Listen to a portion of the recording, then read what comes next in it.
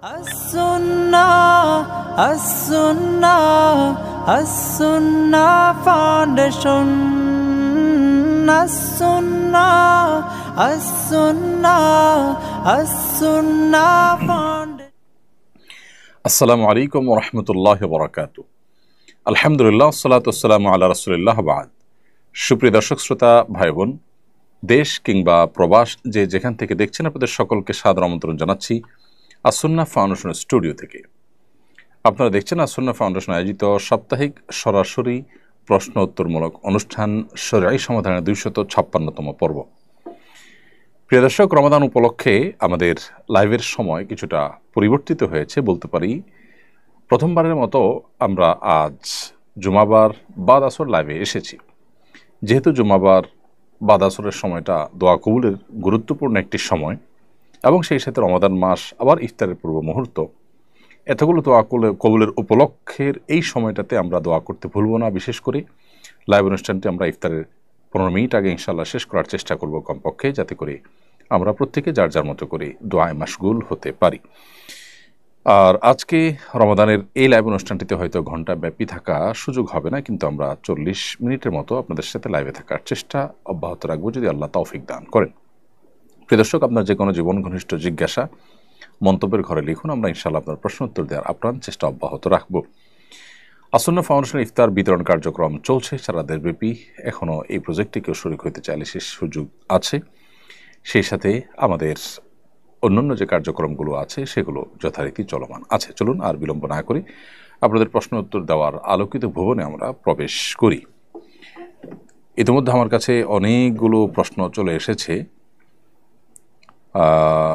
প্রথম প্রশ্ন দেখতে পাচ্ছি আমি, বাহ্যত ধার্মিক, দাড়ি রাখেন, টুপি পাঞ্জাবি পরেন, এরকম অনেক ব্যবসায়ীও পণ্য মজুত করে বাজারে কৃত্রিম সংকট সৃষ্টির সঙ্গে জড়িত।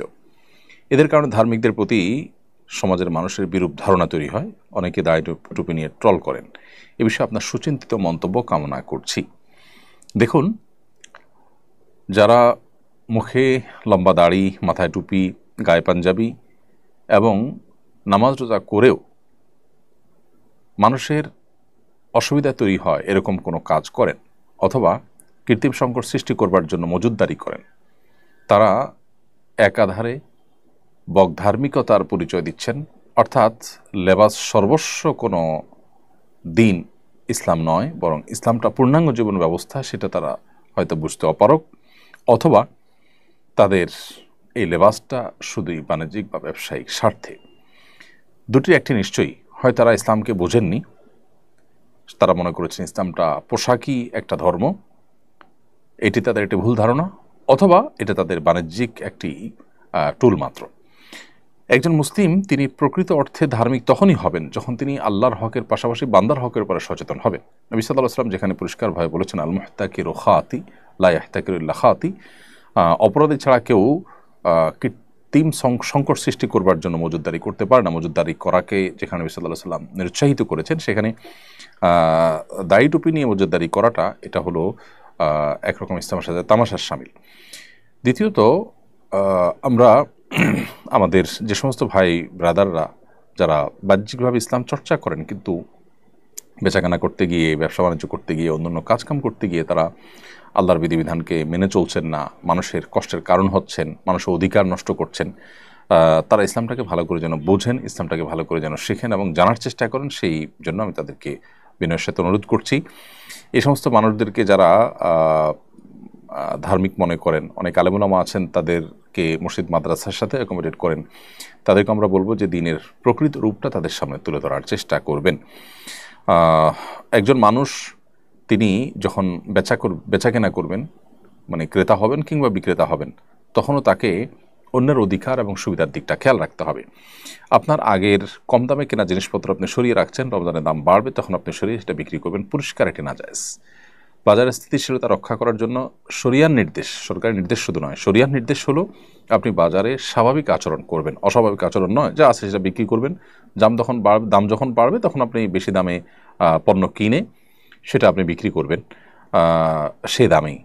যদি আপনি এভাবে ব্যবসা করতে পারেন, অর্থাৎ বেশি দামে দাম বেড়ে গেলে তখন বেশি দামে কিনে বেশি দামে বিক্রি করবেন, সে দামের আনুপাতিক হারে আপনি বিক্রি করবেন, তাতে যদি ব্যবসা আপনার কম হবে।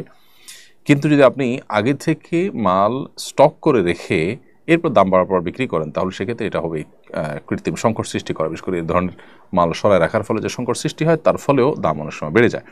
তো এর জন্য যত মানুষের কষ্ট হবে এবং অতিরিক্ত মুনাফা অর্জন করা হবে এখানে, সেটা অবশ্যই নাজায়েজ এবং গুনাহ হবে। নবী সাল্লাল্লাহু আলাইহি ওয়াসাল্লাম বলেছেন, সবচেয়ে উত্তম মানুষ হলো তারা যারা ক্রয়ের সময় এবং বিক্রয়ের সময় উভয় সময় মানুষের প্রতি সহমর্মিতা, আন্তরিকতা, অন্যের অধিকার এগুলোর পর সচেতন থাকে। সামহান ইদা রাহিমাল্লাহু ইমরাআন সামহান ইদা বা সামহান ইদা ইশতারা, যখন সে বিক্রি করে তখনও সে আন্তরিক থাকে, বিনয়ী থাকে এবং অন্যের অধিকারের উপর সচেতন থাকে, এবং যখন কেনে ক্রেতা হয় তখনও সে একই রকমের মোড তার মধ্যে থাকে। অতএব দাড়ি টুপি নিয়েও যারা এই কাজগুলো করছেন তারা ইসলামকে সঠিকভাবে বুঝতে পারেনি বলে আমাদের ধারণা। আল্লাহ তাদেরকে হেদায়েত দান করুন, আমরা দোয়া করছি। তবে এর কারণে দাড়ি টুপি নিয়ে ট্রল করার কোনো কারণ নেই, কারণ বড় টাকার নোট সাধারণত জাল হয়, ছোট টাকার নোট জাল হয় না। তো এর মানে এই না যে বড় টাকার দোষ আছে।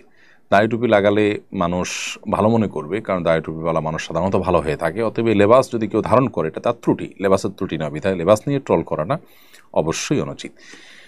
এরপর ইসলাম এই আইডি থেকে আপনি লিখেছেন, যদি কোনো নারী পুরুষ জেনা করে বিবাহের আগে আল্লাহর কাছে তওবা না করে পরবর্তীতে বিবাহ করে, তাহলে তাদের বিবাহ বৈধ হবে কিনা? কোন নারী পুরুষ জেনা করার পর তওবা করা ছাড়া আল্লাহর কাছে তওবা করা ছাড়া তারা যদি বিবাহ করেন, তো তাদের বিবাহ বৈধ হয়ে যাবে সন্দেহাতীতভাবে। কিন্তু এই যে তওবা করলো না, সেজন্য তারা আগের গুনাহের জন্য আল্লাহর কাছে দায়ী থেকে যাবেন। সো তারা সে গুনাহের জন্য আল্লাহর কাছে তওবা করতে হবে, ইস্তেগফার করতে হবে, দায় মুক্তি আল্লাহর কাছে তারা আশা করতে হবে, কামনা করতে হবে। গুনাহটাকে যে কোনোভাবে আল্লাহর কাছ থেকে মাফ চেয়ে নিতে হবে, কিন্তু অ্যাট দ্য সেম টাইম তাদের যে বিয়েটা বিশুদ্ধ হয়ে যাবে। রমজানের দিনের বেলা হোটেল খোলা রাখা নিয়ে বিতর্ক চলছে। কেউ হোটেল খোলা রাখাকে রমজানের গাম্ভীর্যের বিরোধী বলছেন, আবার কেউ বলছেন অমুসলিম, মুসাফির, শিশু, ঋতুবতী নারীদের জন্য হোটেল খোলা রাখা উচিত। এই বিষয়ে আপনার ব্যাখ্যা জানতে চাই। দেখুন, বাংলাদেশের আবহমান কাল থেকে চলে আসা কালচার এটি।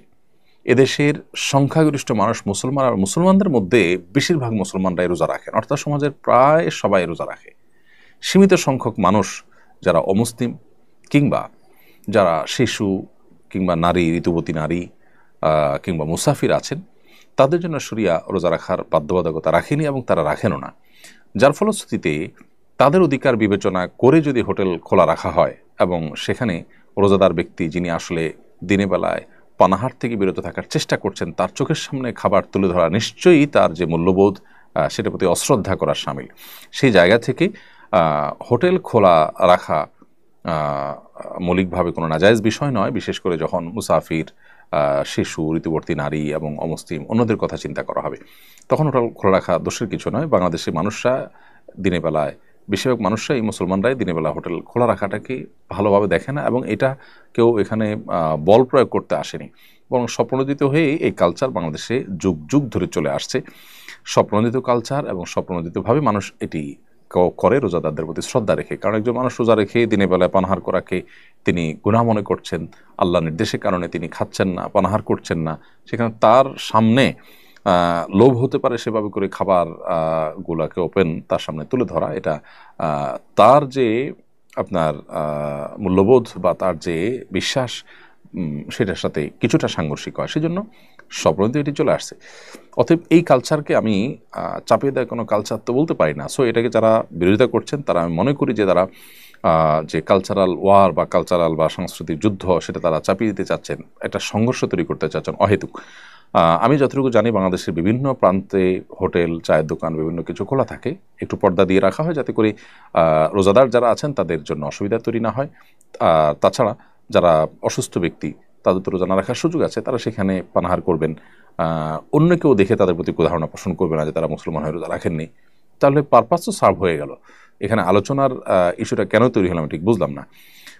দোকান খোলা থাকছে, বিশেষ করে ট্যুরিস্ট স্পটগুলোতে, যেখানে যেখানে আপনার যাদের রোজা রাখার সুযোগ আছে তাদের অপশন আছে। অমুসলিমদের প্রধান এরিয়াগুলোতে রোজা আপনার হোটেল খোলা রাখলে তারা খেলে, এটা নিয়ে মুসলমানরা কেউ তো খারাপভাবে দেখেও না, বলেও না। কোনো মুসলিম রোজার মাসে দিনের বেলায় তিনি হোটেল খোলা রেখে যদি খান, তাহলে আজও পর্যন্ত কোনো মুসলমান তাকে খারাপভাবে দেখেনি, বলেও নি। সো আমি মনে করি যে এখানে রোজা রেখে রোজার মাসে হোটেল গণহারে খোলা রাখার যে দাবি সেটা অবান্তর। যে দেশের 70-80% মানুষ রোজা রাখে, সে দেশে আপনার দিনের বেলা রমজান মাসে হোটেল খোলা রাখার দাবি তোলাটা কোনোভাবে যৌক্তিক নয়। তবে অবশ্যই যে সমস্ত এলাকাতে বা কিছু কিছু হোটেল খোলা রাখা অসুস্থ ব্যক্তি বা অন্যান্যদের কথা চিন্তা করে সেটা সঠিক আছে, এবং সেটাকে বাধা দেওয়া গণহারে সেটা আবার অযৌক্তিক হবে। সম্প্রতি ঢাকা বিশ্ববিদ্যালয়ে এক ব্যক্তি এক নারীকে যথাযথভাবে ওড়না পরার কথা বলে ভাইরাল হয়ে যায়। বিষয়টা নানা ধরনের বিতর্ক তৈরি করে। পুরো বিষয়টা আপনি কিভাবে ব্যাখ্যা করবেন? দেখুন, পুরো ঘটনা, ওড়নাকাণ্ডের পুরো ঘটনার অ্যাকচুয়াল চিত্র কি ছিল সেটা আমি নিজেও জানি না, এবং আমার মনে হয় যে নিরপেক্ষ তদন্তের মধ্য দিয়ে পুরো ঘটনার প্রকৃত রহস্য বা এক্স্যাক্টলি তিনি কি বলেছেন, কতটা দোষ করেছেন না আদৌ করেননি, সে বিষয়গুলো ফুটে উঠবে। আমাদের দেশে আমরা এ ধরনের ঘটনাগুলোতে বিশেষ করে দেখি যে এক শ্রেণী মানুষ অতি উৎসাহী হয়ে তারা এগুলোকে বেশ ফুলিয়ে ফাঁপিয়ে প্রকাশ করেন। এটা আমাদের অতীত অভিজ্ঞতা থেকে বলছি।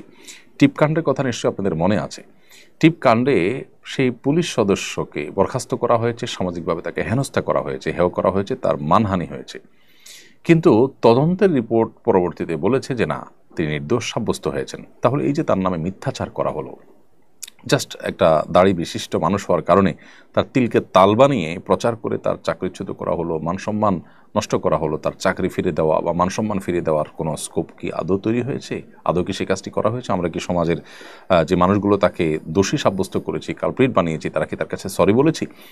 দেখুন, এই অতীত অভিজ্ঞতা একটি দুটি নয়, অনেক অভিজ্ঞতা রয়েছে, যে অভিজ্ঞতাগুলো দ্বারা বোঝা যায় যে নারীঘটিত যদি ইস্যুগুলোকে তিলকে তাল বানানোর একটা প্রচেষ্টা আমাদের দেশে আছে।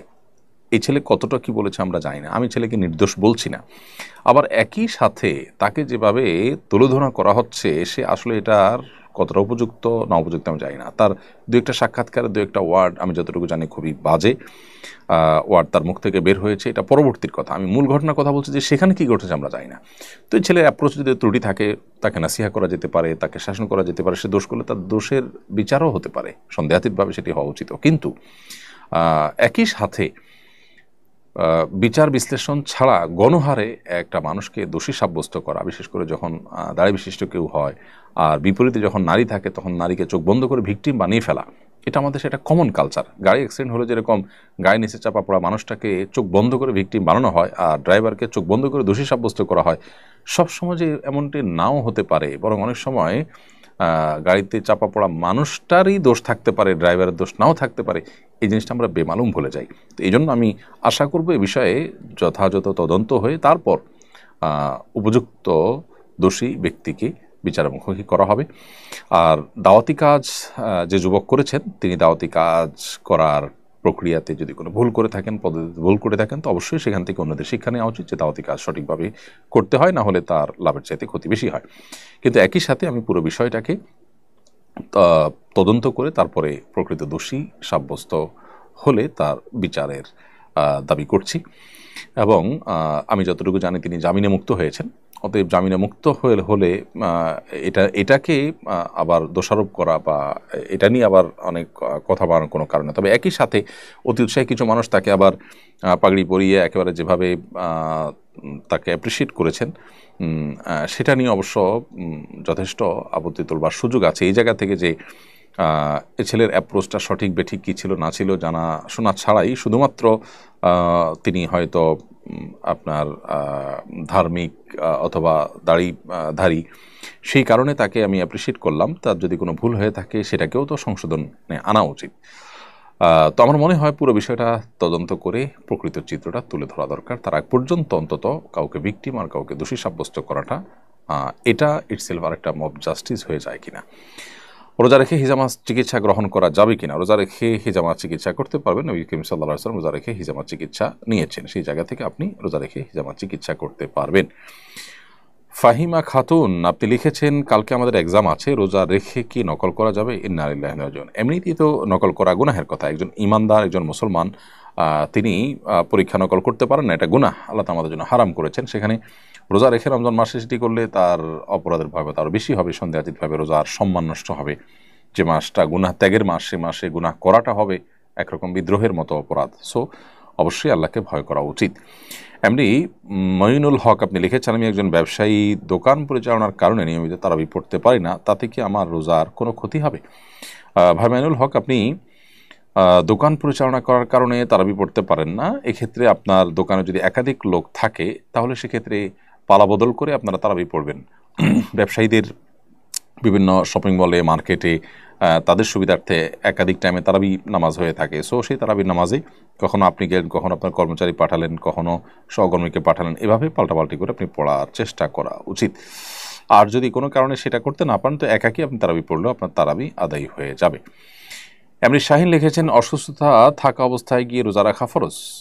আপনি যখন অসুস্থ হবেন, এমন অসুস্থতা যে অসুস্থতার কারণে রোজা রাখার জন্য শারীরিক সামর্থ্য আপনার থাকবে না, তখন আপনার জন্য রোজা রাখাটা ফরজ হবে না। আর যদি আপনি অসুস্থতাটা এমন হয় যে সহনশীল পর্যায়ে থাকে এবং আপনি অসুস্থতার মধ্যে রোজা রাখতে পারেন, জাস্ট একটু কষ্ট হবে এটুকু, তাহলে আপনার রোজা রাখা কর্তব্য। যেই অসুস্থতার ফলে রোজা রাখতে গেলে আপনার মৃত্যু, অঙ্গহানি বা সীমাহীন কষ্ট হতে পারে, যেটা অসহ্য হয়ে যাবে আপনার, সে পর্যায়ে হলে তখন আপনি রোজা না রেখে রমজানের পরে এই দিনগুলোর পরিবর্তে রোজা রেখে দিতে পারবেন। রিফাত আহমেদ আপনি লিখেছেন, আমাদের দেশে সম্প্রতি সারা বিশ্বে একই দিনে রোজা ও ঈদ পালন করার আহ্বান বেশ জোরে সোরে শোনা যাচ্ছে, এ বিষয়ে আলেমদের মতামত কি? সারা বিশ্বে একই দিনে রোজা, এই দাবিটা বাস্তবসম্মত না। একই দিনে পৃথিবীতে সবসময় আমাদের দেশে যখন দিন, ইউএসএতে তখন রাত, তাহলে আপনি একই সময় সারা বিশ্বে আসলে রোজা তো রাখতে পারবেনও না। এটা হলো একটা কথা। দ্বিতীয়ত কথা হলো যে নবী করিম সাল্লাল্লাহু আলাইহি ওয়াসাল্লাম তার সময়ও তিনি চাঁদ দেখে আমাদেরকে সিয়াম পালন করতে বলেছেন। এরকম একাধিক হাদিস দ্বারা সাব্যস্ত হয় যে কেউ এক জায়গায় ঈদ করে গেছেন, যে অন্য জায়গায় গিয়ে অন্যদিন হয়তো ঈদের চাঁদ দেখা গেছে, সেখানকার মানুষকে তিনি পরে ঈদ করতে দেখেছেন। আসসামু ইয়াওমা ইয়াসুমুন নাস ওয়াল ফিতরু ইয়াওমা ইফতিরুন নাস, তিনি বলেছেন যে যেদিন সবাই রোজা রাখবে সেদিন তোমরা রোজা রাখবে, যেদিন সবাই ইফতার করবে সেদিন তোমরা ইফতার করবে, অর্থাৎ ঈদ করবে। তো এখানে চাঁদ দেখা যাওয়ার উপরে নির্ভর করে এই আমলটি করতে হবে। আপনার সমাজে, আপনি যে দেশে আছেন সে দেশে 99% মানুষ আকাশে চাঁদ দেখে রোজা রাখে। নবী সাল্লাল্লাহু আলাইহি ওয়াসাল্লাম বলেছেন, সুমু লিরুইয়াতিহি ওয়া আফতিরু লিরুইয়াতিহি, তোমরা রোজা রেখো চাঁদ দেখে, আবার ইফতার করবে চাঁদ দেখে। সো আমরা চাঁদ দেখব, পৃথিবীর অন্য কোন প্রান্তে চাঁদ উঠেছে না উঠেছে এটা দেখে যদি আমাকে রোজা রাখতে হয়, তাহলে যখন এই টেকনোলজি ছিল না বা থাকবে না, তখন মানুষ কি করবে? ইসলামটা তো সার্বজনীন, সর্বকালীন, সব সময়ের জন্য প্রযোজ্য। বিধায় ইসলাম এমন কোনো ব্যবস্থার কথা বলে না যেটা এক সময় কার্যকর থাকবে আর সময় অকার্যকর হয়ে যাবে। তো এই জায়গা থেকে আমাদের দেশে মানুষ, আমরা চাঁদ দেখে রোজা রাখা, চাঁদ দেখে ঈদ করাটা এটা বাস্তবসম্মত। একই দিনের সারা পৃথিবীর মানুষ রোজা রাখা বা ঈদ করাটা কোনো দিনই সম্ভব নয়, কারণ ভৌগোলিকভাবে এটা অবাস্তব। ধরুন সৌদিতে যখন সন্ধ্যা 7টায় চাঁদ দেখা যাবে, নিউজিল্যান্ডে তখন রাত 4টা বাজবে। এখন বলুন, সেই রাত 4টা বাজা পর্যন্ত তারা কি অপেক্ষা করবেন? এবং চাঁদ রাত 4টা চাঁদ দেখার সংবাদ পাওয়ার পর তারা কীভাবে তারাবি পড়বেন, কীভাবে সারি খেয়ে রোজা রাখবেন? তারা চাকরি করে অন্যান্য দেশেও তারা আমল করেন। তো সে আমলটাকে উড়িয়ে দেওয়ার মতো নয়, দুইটাই একাডেমিক মত পার্থক্যপূর্ণ আমল। কিন্তু বাংলাদেশে যেখানে ঐক্যবদ্ধ আছে মুসলমানরা, বাংলাদেশে আকাশে চাঁদ দেখে তার রোজা রাখার ব্যাপারে, এখানে বৈশ্বিক ঐক্য সৃষ্টি করার জন্য আঞ্চলিক অনৈক্য সৃষ্টি করার কোনো যৌক্তিকতা থাকতে পারে না। এরপরের প্রশ্ন হলো, ইদানিং আইনশৃঙ্খলা পরিস্থিতির অবনতি লক্ষ্য করা যাচ্ছে, বিভিন্ন স্থানে ছিনতাই, ধর্ষণের খবর শোনা যাচ্ছে, এসব ঘটনার প্রতিরোধের উপায় কি? দেখুন, আমরা মব জাস্টিস বা আইন হাতে তুলে নিতে নিষেধ করি, আবার একই সময় প্রচুর পরিমাণ আইনশৃঙ্খলা পরিস্থিতি অবনতি দেখা যাচ্ছে। সাধারণ মানুষ ক্ষিপ্ত হয়ে এ ধরনের অপরাধে যারা জড়িত হচ্ছে তাদেরকে গণধোলাই দিচ্ছে, তাদেরকে পিটুনি দিচ্ছে, কোনো ক্ষেত্রে মানুষ মারা যাওয়ার ঘটনা ঘটছে। তো কি করা উচিত? প্রথম কথা হলো যে আইনের শাসন যখন দুর্বল থাকে তখনই এই ধরনের পরিস্থিতি তৈরি হয়। সাধারণ মানুষ, আমি বলছি না যে তারা লেজ গুটিয়ে বা হাত পা গুটিয়ে তারা বসে থাকবে বাসায়, বরং এ ধরনের পরিস্থিতিতে সাধারণ মানুষ স্বপ্নদিত হয়ে বিভিন্ন এলাকায় অপরাধীদেরকে শনাক্ত করা, তাদেরকে ধরা, এটার জন্য তারা উদ্যোগ নিতে পারেন। বিশেষ করে মসজিদ ভিত্তিক উদ্যোগ হতে পারে, যে মসজিদের এলাকাতে মুসল্লিরা নিজেরা ভাগ হয়ে পাহারাদারি করলেন দিনে রাতে, কারা এ সমস্ত করছেন তাদেরকে ধরে আইনের আওতায় নিয়ে আসা।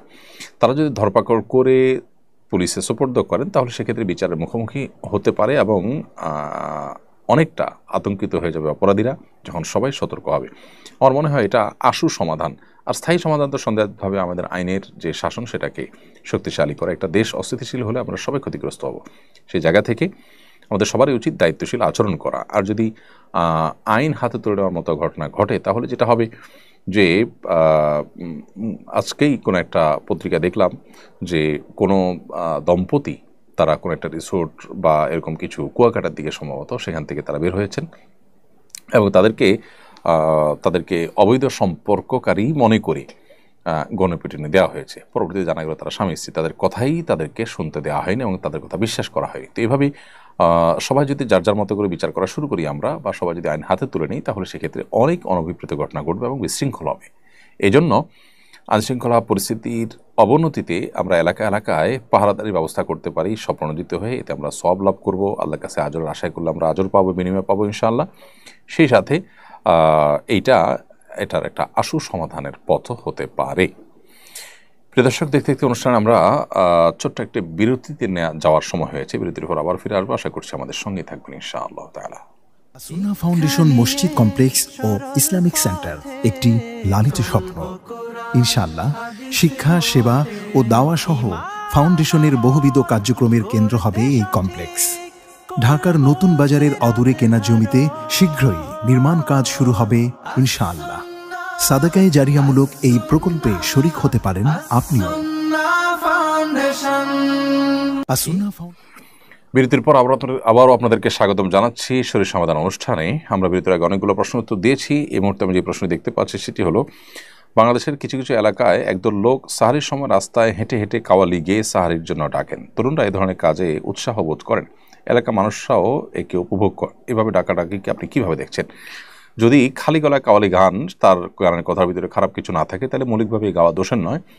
আর এভাবে ডাকাডাকিতে মাইকে আপনার যে উচ্চস্বরে ডাকাডাকি হয়ে থাকে সেটার তুলনায় এটা সহনীয় এবং এটাতে যারা রোজা রাখবেন না, অন্য ধর্মাবলম্বী কিংবা অসুস্থ ব্যক্তি কিংবা ঋতুবতী নারী বা শিশু, তাদের যে খুব বেশি ডিস্টার্ব হয় তাও না। কারণ খালি গলা এই ধরনের কাওয়ালি গাওয়া হোক বা কোনো তেলাওয়াত করা হোক, এগুলো খুব বেশি উচ্চ আওয়াজ সৃষ্টি করে না, যার কারণে এটাতে আমি দোষের কিছু দেখছি না। তবে যদি এটা অন্যের কষ্টের কারণ হয় বা অনেকে মিলে সম্মিলিতভাবে বেশ জোরে সোরে আপনার আওয়াজ করেন এবং অন্যদের বাবদে ব্যাঘাত সৃষ্টি হয়, তাহলে সেক্ষেত্রে এটা পরিত্যাজ্য।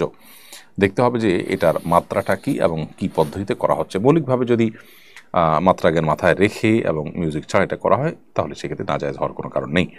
দেলোয়ার হোসেন পনি আপনি লিখেছেন, রোজা রেখেও অনেকে নামাজ পড়ে না, তাদেরকে নামাজে নেওয়ার জন্য কি করা যায়? বেনামাজি রোজাদারের রোজা হবে কিনা? রোজা রেখেও যদি কেউ নামাজ না পড়েন তার ওটা দুর্ভাগ্যজনক, কারণ রোজার চাইতে নামাজের গুরুত্ব অনেক বেশি। যিনি রোজা রাখছেন তিনি ইসলামের এটার গুরুত্বটা বুঝতে পেরেছেন, কিন্তু নামাজের গুরুত্বটা তিনি বুঝলেন না। তাকে নামাজের গুরুত্বটা বোঝানো উচিত এবং নামাজের গুরুত্ব সম্পর্কে তাকে পুস্তক পড়তে দেওয়া, কোনো লেকচার শুনতে দেওয়া অথবা কাউন্সেলিং করা, এটা উচিত। সেই সাথে এটাও সঠিক যে নামাজ না পড়েও তিনি যে রোজা রাখছেন তার রোজাটা হয়ে যাবে, কিন্তু নামাজ না পড়ার কারণে গুনাহ হবে অনেক বেশি। ব্যাপারটা এরকম যে কেউ পাগড়ি পরেছেন কিন্তু তার পরনে লুঙ্গি নেই, তো পাগড়ি পরার সওয়াব পেলেও লুঙ্গি না পরার যে গুনাহ, ভয়াবহ কবিরা গুনাহ, সেটা হবে। পাগড়ি পরে যে সওয়াব পাবে, লুঙ্গি না পরে তার চাইতে বেশি গুনাহ হবে। অতএব রোজা হতে হয়ে যাবে, কিন্তু তার নামাজ যে পড়লে না তার জন্য তিনি অনেক বড় দায়ী থাকবেন আল্লাহর কাছে। আমার উপরে জাকাত ওয়াজিব হয়েছে কিনা, কিভাবে নিশ্চিত হবো? জাকাত হিসাব করার পদ্ধতি জানতে চাই। আসুন্নাহ ফাউন্ডেশন ওয়েবসাইটে জাকাত ক্যালকুলেটর আছে, আপনি www.asunnahfoundation.org সেখানে গেলে জাকাত ক্যালকুলেটর পাবেন। আপনি সেই ক্যালকুলেটরে ক্লিক করে আপনার সহায় সম্পত্তির বিবরণ দিয়ে আপনি নিজেই আপনার জাকাতের হিসাব বের করতে পারবেন। আশা করছি যে এটা আপনার জন্য সহায়ক হবে। এছাড়া যদি আপনার জাকাত বিষয় সুনির্দিষ্ট কোনো প্রশ্ন থাকে, তাহলে আমাদের অফিসে, আসুন্নাহ ফাউন্ডেশনের অফিস টাইমে ফোন দিলে ইনশাআল্লাহ উলামা ইকরাম আপনাকে উত্তর দিবেন। এরপরে আইএফ এইচএফ এআইডি থেকে আপনি লিখেছেন, রোজার মাসে রোজা রেখে চায়ের দোকান চালানো যাবে কি না? অন্য ধর্মাবলম্বী বা বেরোজগার যারা আছে, অসুস্থ আছে, তাদের কাছে চা বিক্রি করলেন আপনি, তাদের জন্য চায়ের দোকান খোলা রাখেন, এটা নাজায়েজ নয়। কিন্তু আপনি যদি রোজাদার বা আপনার মুসলিম কিন্তু ইচ্ছাকৃত রোজা রাখছে না শরিয়া গ্রাহ্য ওজর ছাড়া, তাদের মধ্যে চা বা অন্যান্য নাস্তা খাবার ইত্যাদি বিতরণ করেন বা ডিস্ট্রিবিউশন করেন বা তাদের কাছে বিক্রি করেন, তাহলে সেক্ষেত্রে আপনি একজন গুনাহগার মানুষকে গুনাহের কাজ করতে সহযোগিতা করছেন। সেজন্য এটা আপনার জন্য শরিয়ার দৃষ্টিকোণ থেকে নাজায়েজ কাজ হবে। ফারিয়া তানি আপনি লিখেছেন, আমার প্রায় 20 দিনে বেশি মাসিক চলছে, আমি কি নামাজ পড়তে পারবো? আমার কি রোজা হবে? বোন ফারিয়া, আপনার পূর্বের অভ্যাস যতদিন ছিল ততদিন মাসিক হিসাবে বিবেচ্য হবে। এরপরে বাকি সময়টা আপনি অসুস্থতা হিসাবে গণ্য করে নামাজ পড়বেন। ধরুন আপনার 8 দিন হয়ে থাকে বা 9 দিন হয়ে থাকে কিংবা 10 দিন হয়ে থাকে, তাহলে 10 দিনই আপনার হবে, যেটা আগে পূর্বের অভ্যাস আছে। আর যদি অভ্যাস না থাকে, এক এক সময় এক একটা হয় এবং এখন টানা হচ্ছে, তো সর্বোচ্চ 10 দিন আপনার মাসিক হয়, বাকি দিনগুলোতে আপনি নামাজ পড়বেন। ইমরান ইসলাম আপনি লিখেছেন, রমজানের আগে কালেকশন করে রমজানে ইফতার বিতরণ করলে কি রমজানের সওয়াব পাবো? রমজানে আপনি ইফতার বিতরণের কাজ করছেন, সেজন্য আপনি সওয়াব পাবেন, কিন্তু টাকা কালেকশন করেছেন রমজানের আগে, তাহলে যারা রমজানের আগে টাকা দিয়েছেন তারা রমজান মাসের দানের সওয়াবটা তো নিশ্চয়ই পাবেন না, যেহেতু দানটা করেছেন রমজানের আগে। যদি এমন হয় যে তিনি কাউকে দায়িত্ব দিয়েছেন রমজানে ব্যয় করার জন্য, তাহলে ইনশাআল্লাহ রমজানের সওয়াব তিনি পাবেন। অর্থাৎ ইফতারটা রমজানে হবে, এখন আমি ডোনার, আমি কালেক্টরকে দিলাম যে তুমি এই টাকাটা নাও, রমজানে ইফতার করাবে, তাহলে ইনশাআল্লাহ আমি রমজানে দানের সবটাই পাবো, কারণ আমার টাকাটা ইমপ্লিমেন্ট বা খরচ হচ্ছে রমজান মাসে, টাকাটার খরচ হচ্ছে, ব্যয় হচ্ছে রমজান মাসে, আমার চাহিদা পূরণ হচ্ছে রমজান মাসে, সো সব পাওয়া যাবে, আশা করা যায়। কিন্তু কেউ যদি রমজানের আগেই দান করেছেন, সেটা দিয়ে যিনি টাকা রিসিভ করেছেন তিনি রমজানে ব্যবহার করেছেন, তাহলে দানকারী সওয়াব পাবেন না, কারণ তিনি রমজানে দান করার জন্য দেন নাই। তো সাধারণত ইফতারের জন্য টাকা কালেকশন করলে তো দাতা রমজানে খরচ হবে সেটা জেনেই দেন, তো সেটা জেনেই যদি দেওয়া হয় ইনশাআল্লাহ তিনি রমজানে দানের সওয়াব পাবেন। শাহিনা রিমি লিখেছেন, যদি কারো স্বর্ণ 10 ভরি হয়ে থাকে তাহলে কি পুরো 10 ভরি জাকাত দিতে হবে নাকি 7 ভরির বাড়তি অংশে জাকাত দিলেই হবে? বোন শাহিনা, 10 ভরির হলে তাকে 10 ভরির পুরাটুকুরি জাকাত দিতে হবে, 7.5 ভরির উপরে হলে তখন সবটুকুর জাকাত দিতে হয়, শুধু অতিরিক্ত অংশের নয়, বরং পুরোটারই জাকাত দিতে হবে 2.5% হারে, বিক্রয় মূল্য থেকে 2.5% হিসাব করে বের করে জাকাত দিতে হবে বছরে একবার। এমডি আবুল হাসান আপনি লিখেছেন, তাড়াতাড়ি বা তাড়াহুড়ো করে তারাবির নামাজ পড়া যাবে কিনা? তাড়াতাড়ি বা তাড়াহুড়ো করে তারাবির নামাজ পড়া একেবারে অনুচিত, এটা তারাবির যে মান, গুণগত মান, সেটাকে নষ্ট করে দেয়, এটা আমাদের উচিত নয়। বরং আমাদের উচিত হবে তারাবি ধীরস্থিরতার সাথে পড়া। সাহাবা একরাম তারাবি পড়তে পড়তে পুরো রাত প্রায় পার করে দিতেন, অথচ আমরা অনেকে হুলস্থুল করে এবং তাড়াহুড়ো করি। তারাবির নামাজের সবচেয়ে বড় বৈশিষ্ট্যই হলো যে এটা ধীরে ধীরে পড়া হবে, অথচ আজকাল আমরা উল্টোটা করি। এমনি সবুজ আলী আপনি লিখেছেন, আমি একজন সিঙ্গাপুর প্রবাসী, রোজা রাখা আমার পক্ষে কঠিন হয়ে যায়, পরবর্তীতে আমি যদি কাজা করি তাহলে হবে কিনা? দেখুন, আপনি জাস্ট কাজের অজুহাতে রোজা না রাখার সুযোগ নেই। যদি এমন হয় যে আপনি যেখানে আছেন সেখানে রোজা রাখতে আপনার কঠিন হয়, তাহলে আপনার সেই জায়গা পরিবর্তন করা দরকার, সেই চাকরি পরিবর্তন করা দরকার, সুইচ করা দরকার, যাতে করে আপনি রোজা রাখার মতো পরিবেশে যেতে পারেন। আপনি সামান্য একটু রুটি রোজের জন্য ফরজ রোজা রাখতে পারছেন না, এরকম জায়গায় নিজেকে আপনি নিয়েছেন, তো এটা আপনার জন্য অনুচিত কাজ। যদি এমন হয় যে সাময়িক সমস্যা, এই মুহূর্তে পারছেন না, সেখানে যৌক্তিক শরিয়া গ্রাহ্য কোনো ওজরের কারণে, তাহলে সেটা গ্রহণযোগ্য হতে পারে, পরবর্তীতে রোজাগুলো রেখে দিলে হবে। মোহাম্মদ শাফিয়ার রহমান আপনি লিখেছেন, রোজা রাখা অবস্থায় হাত কেটে যদি রক্ত বের হয় তাহলে কি রোজা থাকবে? ভাই শাফিয়ার রহমান, রোজা রেখে যদি হাত কাটা যায় এবং হাত পা শরীরে যে কোনো অঙ্গ প্রত্যঙ্গ কাটা যাক, তাতে রক্ত বের হোক, তাদের রোজার ক্ষতি হবে না, রোজা হয়ে যাবে ইনশাআল্লাহ তাআলা। এমডি দেলোয়ার হোসেন সরকার লিখেছেন, আমি বিদেশে যাব, বিদেশে যাওয়ার জন্য মেডিকেল টেস্ট করলে কি রোজা ভেঙে যাবে? মেডিকেল টেস্টে সাধারণত যেটি হয়ে থাকে, ব্লাড বা ইউরিন স্যাম্পল কালেকশন করা হয়, এক্স রে করানো হয়, এগুলো কারণে রোজা ভাঙবে না। যদি কখনও এরকম কোনো মেডিকেল টেস্ট হয় যে মুখের ভিতর দিয়ে আপনার পাকস্থলিতে কোনো মেশিনপত্র ঢুকিয়ে টেস্ট করা হয়, তাহলে সেক্ষেত্রে সেটি কথা ভিন্ন। বাকি সাধারণ যে মেডিকেল টেস্টগুলো আছে, রক্ত নেওয়া, পেশাব নেওয়া বা আপনার এক্স রে করা, আইসিজি করা, এগুলো কোনোটার কারণে রোজা ভাঙবে না। মিস্টার কামাল ব্যাপারী আইডি থেকে আপনি লিখেছেন, গ্রামের কিছু মানুষ আজানের পরও সাহারি খায়, তাদের রোজা হবে কিনা? ফজরের আজান যদি শুভে সাদিক হওয়ার পরপরই হয় সাধারণত, তারপর যদি সাহারি খায় তাহলে সে রোজা হবে না, কারণ শুভে সাদিকের পরে সাহারি খেলে সে রোজা হয় না। আল্লাহ সুবহানাহু ওয়া তাআলা বলেছেন, কুলু ওয়াশরাবু হাত্তা ইয়াতাবাyyana লাকুমুল খাইতুল আবয়াদু মিনাল খাইতিল আসওয়াদি মিনাল ফাজরি। আল্লাহ বলেছেন, তোমরা পানাহার করো কতক্ষণ? যতক্ষণ পর্যন্ত সাদা আভা এটা কালো আভা থেকে পৃথক হয়ে না যায়। সাদা আভা বলতে শোবে সাদিক, তো আজান হয় শোবে সাদিক হওয়ার পর, অতএব ফজরের আজান হয়ে গেছে তারপরেও যদি খায় কেউ, তার রোজা হবে না। মূলত আজান দেওয়া অবস্থাতে যদি কারোর হাতে খাবার থাকে, তারপরে নবী সাল্লাল্লাহু আলাইহি ওয়াসাল্লাম সেটা শেষ করতে বলেছেন। এটা হলো সাহারির আজান, যেটা ফজরের নামাজের আগে হয়ে থাকে, সেটার কথা। নাইম আহমেদ আপনি লিখেছেন, হুজুর রোজা অবস্থায় চুল নখ কাটা যাবে কি না? চুল নখ রোজা অবস্থায় কাটা যাবে, তাতে কোনো অসুবিধা নেই, রোজার কোনো ক্ষতি হবে না। মাথায় তেল দেওয়া যাবে, আতর ব্যবহার করা যাবে, মেসওয়াক করা যাবে, এগুলো কোনোটাই রোজার কোনো ক্ষতি করবে না। সুরমাও ব্যবহার করতে পারবেন। এরপরে নুজহাতুর রহমান আপনি লিখেছেন, বাড়িতে হাফেজার সাথে মহিলারা খতম তারাবি পড়তে পারবে? পারলে কীভাবে পড়বে? দেখুন, কোন হাফেজা মহিলার পিছনে বাড়ির অন্যান্য মহিলারা যদি তারাবির নামাজ পড়েন, বিশেষ করে হাফেজা মহিলার তারাবি তিনি ভুলে যাবেন, যদি জামাতে না পড়েন, ইয়াদ থাকবে না, সেক্ষেত্রে বাড়ির মহিলারা নিজেরা তারাবিতে জামাত করেছেন, সেক্ষেত্রে মাওলানা তাকি ওসমানী সাহেব সহ অনেকে এটাকে জায়েজ বলেছেন। যদিও ফোকাহানা অন্যরা সাধারণত মেয়েদের জামাত নিজেরা করাটাকে মাকরু বলেছেন। আমাদের আয়েশা সহ বিভিন্ন মহিলা সাহাবীদের দ্বারা জামাতের সাথে সালাত আদায় করার বিষয়টি সুসাব্যস্ত আছে, সেজন্য সৌদের উলামা ইকরাম এটিকে জায়েজ বলেন। তো সেই জায়গা থেকে হাফেজা মেয়ে যদি ঘরোয়াভাবে নিজেরা করেন, অন্যান্য মেয়েদেরকে ডাকডোল পিটিয়ে পুরুষদের মতো এরকম জমায়েত না করেন, মসজিদ না করেন, তাহলে এটা বিশেষ করে হিফজ ধরে রাখার শর্তে, ধরে রাখার প্রয়োজনে করলে সেটি জায়েজ হতে পারে। পুষ্প বৃষ্টি আইডি থেকে আপনি লিখেছেন, মোবাইল দেখলে কি রোজা ভেঙে যাবে? না, মোবাইল দেখলে রোজা ভাঙতে যাবে কেন? তবে মোবাইলে হারাম বা খারাপ কোনো জিনিস যদি আপনি দেখেন তাহলে গুনাহ হবে। সেটা রমজানের বাইরে দেখলেও গুনাহ হবে, রমজানে দেখলে গুনাহ আরও বেশি হবে, কিন্তু তার সাথে রোজা ভঙ্গ হওয়ার সম্পর্ক নেই। এরপরে জান্নাতুন নাইমা মিম আপনি লিখেছেন, আমি 9 মাসের গর্ভবতী, আমার পানি ও খাবার সময় মতো খেতে হয়, আমি কি রোজা রাখতে পারবো? বোন মিম, আপনার পানি এবং খাবার যদি নিয়মিত খেতে হয়, পান করতে হয়, এবং এটা না করলে আপনার গর্ভস্থ সন্তানের ভয়াবহ ক্ষতি হতে পারে, অথবা আপনি নিজে ক্ষতিগ্রস্ত হয়ে যেতে পারেন, এরকম আশঙ্কা হয়, অর্থাৎ শারীরিক অবস্থা এত বেশি ক্রিটিক্যাল হয়, তাহলে সেক্ষেত্রে আপনার জন্য রোজা না রাখার স্কোপ আছে।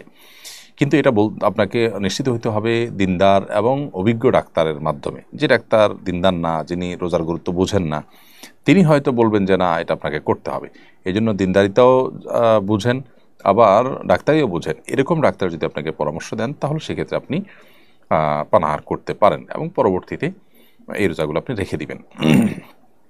আর এমনি আপনার গর্ভবতী অবস্থায় পানাহার করা উচিত, বিশেষ পানি পান করা উচিত, এটা করতে পারলে ভালো হয়। কিন্তু না করলে যে আপনি মরে যাবেন, বাচ্চা মরে যাবে গর্ভস্থ, সেরকম এত সিরিয়াস কোনো ইস্যু যদি না হয়, তাহলে কষ্ট করে রোজা রাখা উচিত। প্রয়োজনে রাতেবেলা আপনি পানি এবং আহার বেশি করে গ্রহণ করলেন।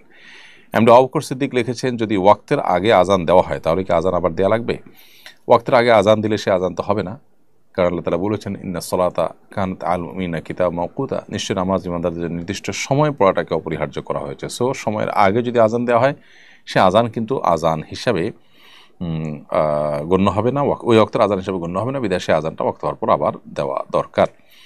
এমনি মুস্তাফিজুর রহমান লিখেছেন, রোজার মধ্যে সুগন্ধি বা আতর ব্যবহার করলে কোনো রোজার ক্ষতি হবে কিনা? না, রোজা রেখে আতর বা সুগন্ধি ব্যবহার করতে কোনো সমস্যা নেই। এমনকি সুরমা, মাথায় তেল, শরীরে কোনো লোশন ইত্যাদি ব্যবহার করতে কোনো অসুবিধা নেই।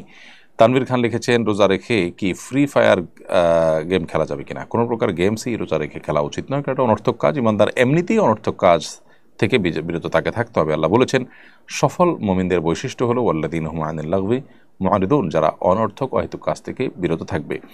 এই যে গেমস খেলা, এটা অনর্থক কাজ, যে কাজের কোনো সুফল ওই কাজে রত ব্যক্তি পায় না, যার কারণে এটা একজন ইমানদারের সাথে যায় না। সেখানে ফ্রি ফায়ার এবং পাবজি গেম ইত্যাদির মধ্যে আরও অন্যান্য নাজায়েজ ইয়েগুলো থাকার কারণে, উপাদানগুলো থাকার কারণে এগুলো এমনিতেই খেলা না যায় এবং গুনাহের কথা। সেখানে রমজান মাস যদি করা হয়, তাহলে সেক্ষেত্রে সেটা আরও বেশি ভয়াবহ। রোজা রেখে যদি এটা করে কেউ, রোজা হয়ে যাবে, কিন্তু রোজার গুণগত মান নষ্ট হবে এবং রোজার সওয়াব এর মধ্যে নিশ্চয়ই ঘাটতি দেখা দিবে। মোশাররফ হোসেন আপনি লিখেছেন, ইফতারের সময় পরিবারের সবাই মিলে হাত তুলে মোনাজাত করতে পারবে কিনা? ইফতারের সময় দোয়া কবুল হয়, সবাই যার যার মতো হাত তুলে দোয়া করলেন, কিন্তু যদি কোনো একজন হাত তুলে দোয়া করেন আর কেউ পরিবারের সদস্যরা আমিন বলেন সাথে, কাকতালীয়ভাবে এরকম হয়ে যায়, মিলে যায়, অসুবিধা নেই। কিন্তু এটাকে যদি সিস্টেম পরিণত করা হয় যে এভাবেই তারা করবেন, এটাকে তারা সুন্নাহ মনে করেন বা এটাকে পদ্ধতি মনে করেন, তাহলে সেটা ভুল হবে, বেদার দিকে চলে যেতে পারে এটা একসময়। কারণ কোনো আমল যখন সম্মিলিত বা ঐক্যবদ্ধ কোনো ফরম্যাট শরীর ঠিক করে দেয় না, তখন আমরা কোনো একটা ফরম্যাটে সেটাকে ঠিক করে নেওয়া উচিত নয়। তবে দোয়াটা এটা মূলত গোপনে এবং কেঁদে কেঁদে আল্লাহ করতে বলেছেন, ওদের রব্বকুম তাদের খুফিয়া। তবে হ্যাঁ, পরিবারের ছোটো সদস্যদের, বাচ্চা কাচ্চাদের শেখাবার উদ্দেশ্যে বা ওরা জোরে জোরে দোয়া করলেন, তার সাথে তারা শরীক হলো, সেটা হতে পারে শিক্ষার উদ্দেশ্যে। এরপরে IFHF এআইডি থেকে আপনি লিখেছেন, এই রমজান মাসে কোন কোন আমল বেশি বেশি করা যায়? সবচেয়ে বেশি করার চেষ্টা করবেন হলো গুনাহ থেকে বেঁচে থাকার আমল, কোনো গুনাহ যেন না হয় চেষ্টা করবেন। কোরআন তেলাওয়াতটা বেশি বেশি করার চেষ্টা করবেন এবং সে সাথে দোয়াটা বেশি বেশি করার চেষ্টা করবেন, সাদাকা এবং দানটা বেশি বেশি করার চেষ্টা করবেন। এমডি শিমুল হোসেন লিখেছেন, আমাদের মসজিদের ইমাম সাহেব খুব দ্রুত তারাবির নামাজ পড়ান, এটা কতটুকু শরীয়ত সম্মত? আমরা একটু আগে উত্তর দিয়েছি, আশা করি সেই প্রশ্নের মধ্যে আপনি উত্তর পেয়ে যাবেন। তারাবি খুব দ্রুত নামাজ পড়ানো উচিত নয়, ধীরে স্থিরতার সাথে তারাবি পড়ানো দরকার। এমডি ফখরুল ইসলাম লিখেছেন, তারাবির নামাজ 4 রাকাতের পরপর বিশেষ একটি দোয়া পড়া হয়, এটা পড়া জরুরি কিনা? না ভাই ফখরুল ইসলাম, তারাবির নামাজের 4 রাকাতের পরপর যে দোয়া পড়া হয় এটার সাথে আসলে তারাবির কোনো সম্পর্ক নেই এবং এটা হাদিস দ্বারা সাব্যস্ত নয়। এটা মূলত 4 রাকাত পরপর যে বিরতি দেওয়া হয়, এটা মূলত রেস্টের জন্য দেওয়া হয়। সো ওই টাইমে দোয়া পড়া, কেউ জিকির করতে পারে, কেউ চুপ থাকতে পারে, কিন্তু নির্দিষ্ট ফরম্যাটে যে দোয়া পড়া হয় সুবহানাল মুলক ওয়াল মালাকুতে, এগুলোর কোনো ভিত্তি কোরআন হাদিসে কোথাও নেই। মোহাম্মদপুরে এক নারী পাবলিক প্লেসে ধূমপান করেন, এক ব্যক্তি বিষয়টির প্রতিবাদ করেন, বিষয়টাকে একদল মানুষ নারী নিগ্রহ হিসাবে আখ্যা দেন। প্রসঙ্গে স্বরাষ্ট্র উপদেষ্টা জানান, পাবলিক প্লেসে নারী পুরুষ কারো ধূমপান করা উচিত নয়। বক্তব্যের প্রেক্ষিতে এক শ্রেণীর মানুষ স্বরাষ্ট্র উপদেষ্টার পদত্যাগ চান। পুরো বিষয়টাকে ধর্মীয় সমাজ তত্ত্বের আলোকে ব্যাখ্যা করবেন বলে আশা করি। দেখুন, নারীবাদ নিয়ে অতিরিক্ত আপনার যদি কচলানো হয়, তাহলে সেক্ষেত্রে মানে একটা ভালো জিনিসও কিন্তু খারাপে পরিণত হবে, যেটা আমাদের সমাজে বিভিন্ন ইস্যুতে আমরা দেখি যে হচ্ছে। যেখানে একজন ধূমপায়ীকে প্রকাশ্যে ধূমপান করছেন, পাবলিক প্লেসে কেউ প্রকাশ্যে ধূমপান করলে সেটা তো ইটসেলফ একটা অপরাধ। দ্বিতীয়ত হলো, আপনি যখন রোজাদারদের আনাগোনা আছে এরকম জায়গায় ধূমপান করছেন, তাহলে একজন মানুষ তিনি পান আহার করবেন না, ধূমপান করতে চান না, তাহলে তার রোজার কি অবস্থা হবে? তাকে আপনি ক্ষতি করছেন। তো এই জায়গা থেকে এটা তো অন্যায় সন্দেহাতীতভাবে। মুসলিম প্রধান দেশে বা যে দেশে মানুষ এভাবে দিনের বেলায় কেউ কারোর সামনে পানাহার করে না, সেই কালচারটা এখানে প্রতিষ্ঠিত আছে, সেখানে আপনি এতটুকু শ্রদ্ধা যদি এখানকার ধার্মিক, এখানকার রোজাদারদের প্রতি না রাখেন, তাহলে সেক্ষেত্রে আপনি তো সমাজের মানুষের যে কালচার বা তাদের কৃষ্টি, তাদের যে ধর্ম, এটার প্রতি শ্রদ্ধাই প্রদর্শন করছেন না।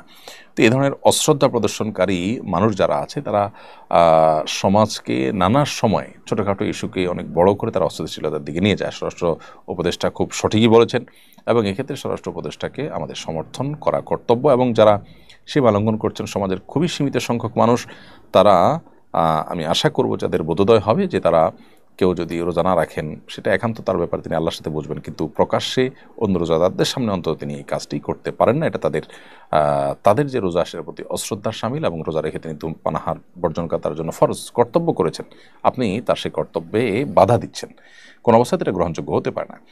এমডি শুভ এফআইডি থেকে লিখেছেন, আমার প্রচণ্ড কোমর ব্যথা 2 বছর ধরে। কোমর ব্যথার কারণে আমি সাধারণভাবে বসে নামাজ পড়তে পারি না, চেয়ারে বসে নামাজ পড়ি, আমার নামাজ হবে কিনা? কোমর ব্যথা যদি অনেক বেশি হয়, সীমাহীন হয়, তাহলে সেক্ষেত্রে আপনি চেয়ারে বসে নামাজ পড়ে নামাজ হয়ে যাবে। তবে যেটুকু দাঁড়াতে পারেন সেটুকু আপনার দাঁড়ানোর চেষ্টা করা উচিত। উইলিয়াম ওয়ার্ডসওয়ার্থ এই আদি থেকে আপনি লিখেছেন, জামাতে তারাবির নামাজ আদায় করার সময় সূরা ফাতিহার পর কি অন্য সূরা মুক্তাদিকেও পড়তে হবে নাকি হুজুর পড়লেই হবে? দয়া করে জানাবেন। জামাতে তারাবির নামাজ আদায় করার সময় সূরা ফাতিহার পর অন্য সূরা যখন পাঠ করা হবে মুক্তাদির, আমরা তখন মনোযোগ সহকারে শুনবো। যখন উচ্চস্বরে পড়া হচ্ছে তখন আমরাও শুনবো, আমরা আর পড়বো না সেটার সাথে। কারণ আল্লাহ তাআলা বলেছেন, ওয়াইদা কুরিয়াল কুরআন ফাসতামিউ লাহু ওয়া আনসিতু, তোমরা যখন কোরআন পাঠ করা হয় তখন মনোযোগ দিয়ে শুনবে এবং চুপ থাকবে। এই জন্য মনোযোগ দিয়ে শুনতে হবে এবং চুপ থাকতে হবে এই সময়টাতে। এমডি শোয়েব আলী ইসলাম লিখেছেন, রোজা রেখে খবর দেখা যাবে কিনা? যাবে, যদি জায়েজ খবর হয়, যদি খবরের দৃশ্য হারাম হয়, না জায়েজ হয়, তাহলে সেটা দেখাতেও সর্বাবস্থায় না জায়েজ। সিনথিয়া মনি আপনি লিখেছেন, স্ত্রী কি স্বামীকে যাকাত দিতে পারবে কিনা? স্ত্রী তার স্বামীকে যাকাত দিতে পারবে না ফুকাহ হানাফের মতে। কারণ স্বামীকে জাকাত দিলে দিন শেষে তার কাছে ফিরে আসবে। কিন্তু যদি স্বামী নিঃস্ব হন, অভাবী হন, যেহেতু স্বামীর ভরণ পোষণ দেয়া স্ত্রীর কর্তব্য নয়, সেই জায়গা থেকে স্ত্রী স্বামীকে জাকাত দিতে পারবেন। বিষয়টা নিয়ে আরেকটু খোলাসা করে আলাদা কোনো স্বতন্ত্র ক্লিপ আমরা দেখি ইনশাআল্লাহ বলার চেষ্টা করব। এমনি রিফাত আপনি লিখেছেন, মসজিদ কাছে কয়েকজন মিলে বাড়িতে জমায়েত করলে কি নামাজ হবে? মসজিদ কাছে হলে মসজিদে গিয়ে নামাজ পড়া কর্তব্য। কারণ একটি হাদিস রয়েছে, লা সলাত আলি জাল মসজিদ ইল্লা ফিল মসজিদ। হাদিসের সনদ নিয়ে কিছুটা দুর্বলতা থাকলেও মৌলিকভাবে অন্য হাদিসের আলোকে এর অর্থটা ঠিকই সাব্যস্ত। সেটি হলো জামাতের সালাত মসজিদে আদায় করা উচিত, কোনো গ্রহণযোগ্য ওজোর ছাড়া বাসা নামাজ পড়া উচিত না। মসজিদে অনেক দূরে যেতে পারছেন না, বিশেষ কোনো ওজোর আছে, এটা ভিন্ন কথা, কিন্তু কোনো বিশেষ গণশরিয়াগ্রাহ্য ওজোর ছাড়া এরকম করাটা অনুচিত যে আপনি আপনার বাড়িতে বাসা বাড়িতে নামাজ পড়লেন। প্রিয় দর্শক, যেহেতু ইফতারের সময় ঘনিয়ে আসছে এবং সেই সাথে আজকে জুমার দিন আসরের পরে দোয়া কবুল হয়, আমরা শেষ সময়টাতে ইফতার এক মুহূর্তে দোয়াতে মাশগুল থাকা দরকার। সেজন্য আমরা লাইভ অনুষ্ঠানটিকে এখানেই শেষ করছি। আল্লাহ তৌফিক দিলে পরবর্তী লাইভে আপনাদের সাথে দেখা হবে। সে পর্যন্ত সবাইকে আল্লাহ তাআলা ভালো রাখুন, নিরাপদে রাখুন, সুস্থ রাখুন।